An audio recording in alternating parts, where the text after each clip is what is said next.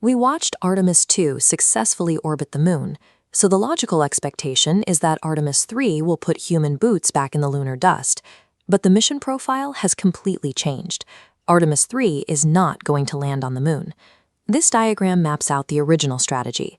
NASA planned to launch astronauts directly to lunar orbit, have them board a brand new landing vehicle, and work out the descent mechanics on the way down. The issue is that building these new landers has been much slower and much more explosive than anyone at NASA modeled. Putting a crew into a highly experimental spacecraft millions of miles from Earth with zero options for a rescue is a massive gamble. The risk was too high, forcing a total rewrite of the mission. The revised plan scales the danger back to low Earth orbit.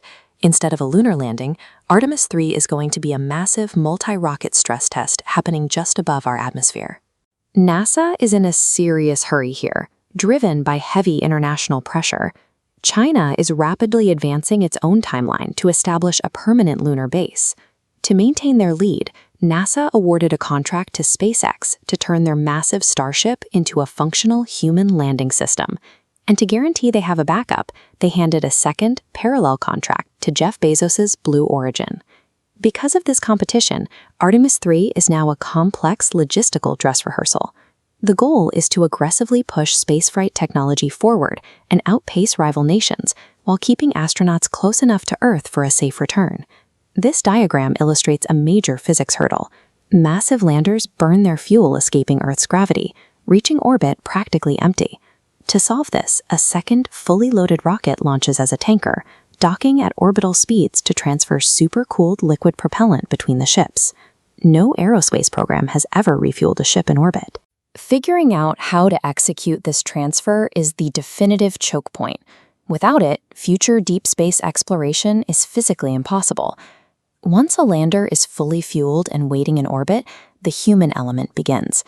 A crew of 4 astronauts will launch aboard the massive SLS rocket inside the Orion capsule. Orion will navigate toward the refueled lander, and the capsule's pilot will manually align the docking ring to connect with the enormous spacecraft. The astronauts will then cross the hatch into the lander for a grueling 3-week shakedown. They will systematically test every critical component, pushing the life support systems, power grids, and manual flight controls to their limits. Then they begin the most dangerous phase of the rehearsal. The crew will put on a completely new design of highly agile spacesuits built by Axiom Space. These suits have only been tested in pools on Earth. The real test happens when the crew steps into the airlock, opens the heavy outer door, and steps out into the hard vacuum of space. If a suit depressurizes or life support fails here in low Earth orbit, the crew can immediately abort to the Orion capsule and come home. Discovering that same failure in orbit around the moon means certain death. If this extreme orbital shakedown works, NASA will immediately initiate what amounts to Artemis 3.5, an uncrewed, fully autonomous test landing on the actual lunar surface. This autonomous descent is the final exam. Whichever contractor touches down safely and on time will win the competition and become the primary vehicle for future moon landings.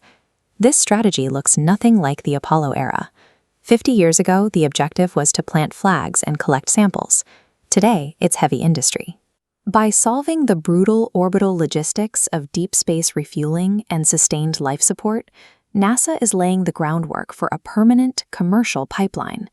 They are building the infrastructure required to completely dominate the lunar environment before any other nation can claim it.